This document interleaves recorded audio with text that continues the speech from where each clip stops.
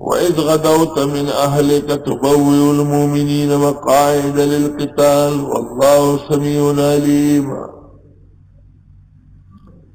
ابتداءً صرف ایک آیت میں بدر کا غزا بیان ہوا ہے، اور اب مکمل تفصیل جنگ کی ہو رہی ہے، اور یہ قرآن کی بلاغت کی ایک نشانی ہے کہ اول اختصار اور پھر اس کی باقاعدہ تفصیل۔ آل عمران آیت نمبر 13 میں صرف ایک آیت تھی جس میں جنگ کا نقشہ تھا۔ پہلی آیت نمبر 12 کے اندر تو بشارت کی مسلمانوں کو، قُلْ لِلَّذِينَ كَفَرُوا سَتُغْلَبُونَ وَتُحْشَرُونَ إِلَىٰ جَهَنَّمَ وَبِئْسَ الْمِہَادُ، کافروں کو کہو کہ اب تم مغلوب ہوں گے اور خدا کے حضور پکڑے جاؤ گے اور تمہارا ٹھکانہ دوزخ ہے۔ اور پھر غزوہ بدر کا بیان،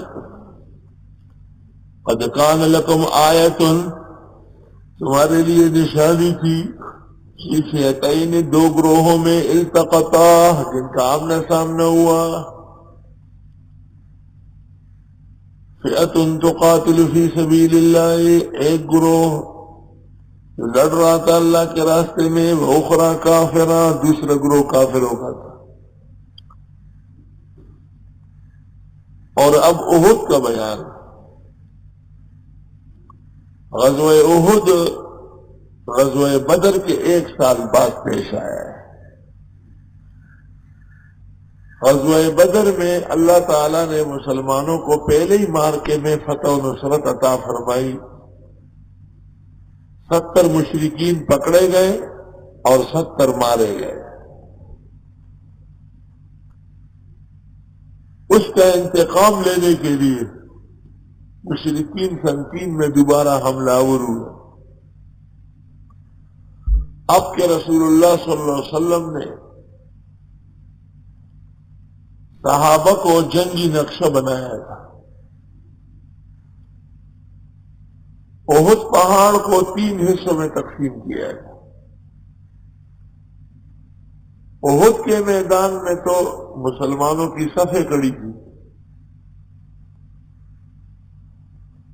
اور مدینہ منورہ کی طرف حصار کھینچا تھا تاکہ کوئی مشرک داخل نہ ہو جائے،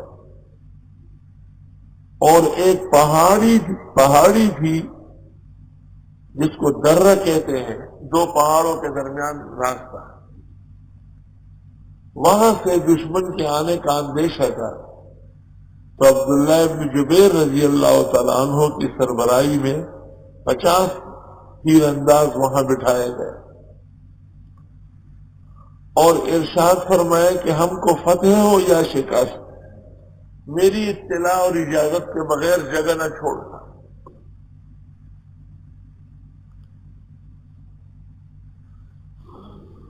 یہ غزا بدر سے زیادہ گھمسان کا تھا۔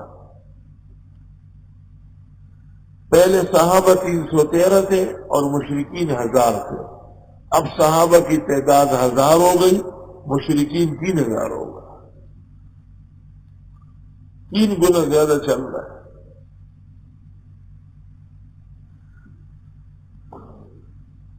وَإِذْ غَدَوْتَ مِنْ أَهْلِكَ، یاد کرنے کا ہے جب صبح سویرے تشریف لائے آپ اپنے اہل و عیال سے۔ جہاد وہ شخص کرے گا جو گھر سے وقت پہ نکلے۔ یہ سو کر 9 بجے اٹھتے ہیں، اٹھ کر ڈون پڑتے ہیں، یہ جہاد نہیں کر سکتے۔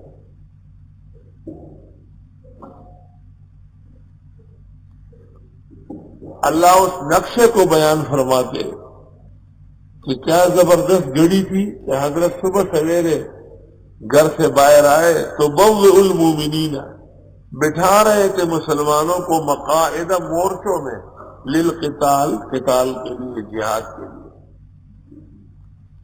کمانڈر ان چیف جب کامیاب ہو تو جنگی نقشہ خود بناتا ہے اور فوج کو اپنے علم اور تجربے کے ساتھ تعینات کرتا ہے۔ کچھ لوگ ایسے ہوتے ہیں جو بالکل نہیں ڈرتے، ان کو خط اول میں رکھتے ہیں۔ کچھ لوگ وہ ہوتے ہیں جو دوسرے کے سہارے چل سکتے ہیں، خط ثانی میں رکھتے ہیں۔ کچھ لوگ وہ ہیں کہ اگر ضرورت پیش آئی تو ان کو لڑائے، ورنہ بھی کبھی باقی ہے، اس کو خط منتظرہ میں بٹھا لیتے ہیں۔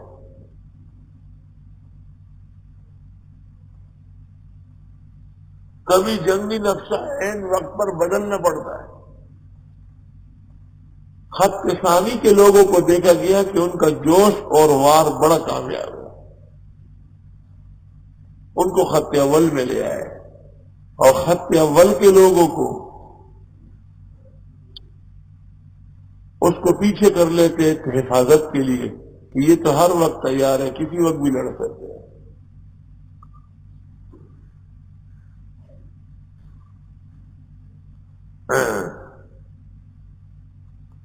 دنیا کے اندر مشکل کام جہاد ہے، کوئی آسان کام نہیں۔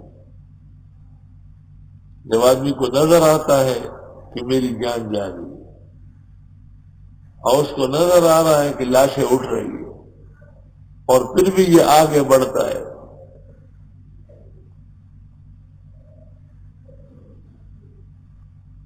اس لیے کہا گیا ہے کافر ہو تو شمشیر پہ کرتا ہے بھروسہ، کہ کافر کی تمام تر توجہ وہ ظاہر کی طرف ہے، اور مومن ہو تو بے تیغ بھی لڑتا ہے سپاہی۔ اور مومن کے لیے تو ان باتوں کی ضرورت نہیں، وہ تو ایمان رکھتا ہے کہ وَمَن نَّصْرُ إِلَّا مِنْ عِندِ اللَّهِ الْعَزِيزِ الْحَكِيمِ۔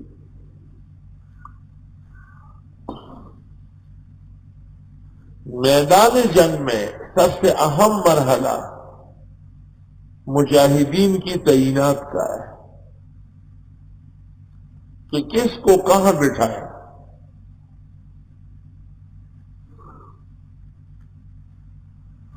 جناب نبی کریم صلی اللہ علیہ وسلم نے جس طریقے اور ترتیب کے ساتھ حضرات صحابہ کو تعینات فرمایا، اس دور میں بھی امریکہ اور برطانیہ کا پڑا ہوا فنون حرب کا ماہر جب عمرہ یا حج کے موسم میں احد پہاڑ کے نیچے کھڑا ہوتا ہے اور وہ یہ دیکھتا ہے کہ رسول کریم صلی اللہ علیہ وسلم نے 3 ہجری میں صحابہ کو کس ترتیب سے بٹھایا، تو وہ یہ اعتراف کرتا ہے کہ آج کے جنگ اور فنون حرب کا ماہر بھی اس سے بہتر نقشہ نہیں بنا سکتا کہ جناب رسول اللہ صلی اللہ علیہ وسلم نے بنایا۔ تب تو اللہ فرماتے ہیں کہ کیا بہترین نظارہ تھا کہ حضرت آپ صبح سویرے تشریف لائیں اور مجاہدین کو مورچوں میں بٹھا رہے تھے۔ وَإِذْ غَدَوْتَ مِنْ أَهْلِكَ، یاد کرنے کا ہے جب سویرے آپ تشریف لائے من اہلکا، اہل و عیال سے، تبوئ المومنین، مقرر کرتے تھے مسلمانوں کے لیے مقاعد مورچے للقتال، جنگ کے لیے۔ واللہ سمیع علیم، اللہ سننے جاننے والے، سمیع لاقوالکم علیم باحوالکم، اللہ تمہارے اقوال دعائیں سن رہے تھے، اور اللہ تعالیٰ تمہارے حالات اور تمہاری نیتیں جانتے ہیں۔ جس وقت احد کی لڑائی شروع ہونے والی تھی تو منافقین نے ایک چال لڑی اور انہوں نے کہا کہ اس لڑائی میں مسلمانوں کی شکست یقینی، لہذا ہم اپنے تحفظ کے لیے واپس جانا چاہتے ہیں۔ تو عبداللہ ابن ابی ابن سلول راس المنافقین،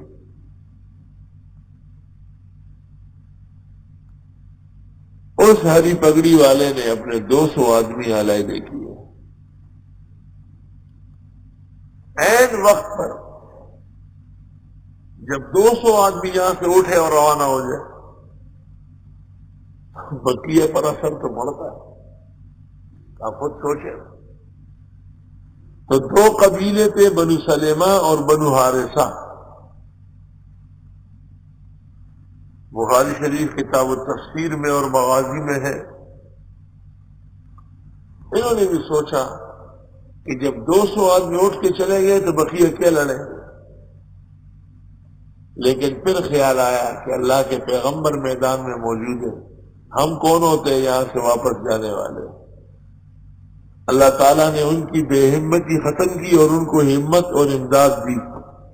اذ همت طائفتان منکم ان تفشلا، جس وقت ارادہ کیا 2 گروہوں نے تمہیں میں سے کہ ہمت ہارے. فشل کہتے ہیں بزدلی کو، جبن کو کہتے ہیں. جبن اس کو کہتے ہیں کہ آدمی ڈرے اور کسی کو پتہ نہ چلے، ڈرپوک جیسے کہتے ہیں. اور فشل اس کو کہتے ہیں کہ لوگوں کو پتہ چل گیا یہ نہیں لڑنا چاہتے. کہتے ایک آدمی کی کئی لڑائی ہو رہی تھی، بندوق ہاتھ میں تھا، تو کسی نے کہا مارو، کہا بہت دور ہے، دشمن بہت دور ہے، کیسے ماروں گا. تھوڑی دیر بعد بندوق سمیت دوڑنے لگے. تو لوگوں نے کہا کہ کیوں؟ کہا بہت قریب آ گیا. ایسا آپ تو بہت زیادہ قریب آ گئے. اذ همت طائفتان منکم ان تفشلا، یاد کرنے کا ہے جب ارادہ کیا 2 گروہوں نے تمہیں میں سے کہ ہمت ہارے. یہ اچھا ترجمہ ہے کہ بزدلی کرے، کوئی بات ہے. واللہ ولیہما، اللہ نے ان کے ساتھ دوستی کی، کیونکہ اللہ ولی الذین آمنوا یخرجهم من الظلمات الی النور. زوراور کی دوستی زور دیتی ہے. بہادر و شجاع انسان، باکمال انسان جب کسی سے دوستی کرتا ہے تو اس کی دوستی کے ثمرات ظاہر ہوتے ہیں.